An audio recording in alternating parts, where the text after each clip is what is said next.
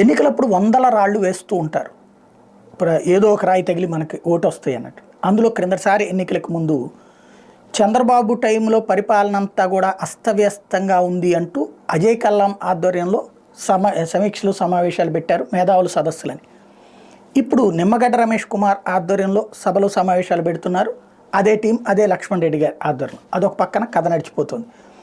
రెండో పక్కన వచ్చేటప్పటికి ఇప్పుడు అజయ్ కల్లాంని మళ్ళీ రంగంలోకి దింపింది వైఎస్ఆర్ కాంగ్రెస్ పార్టీ. వీళ్ళు ఒక టీంగా ప్రచారం చేస్తున్నారు.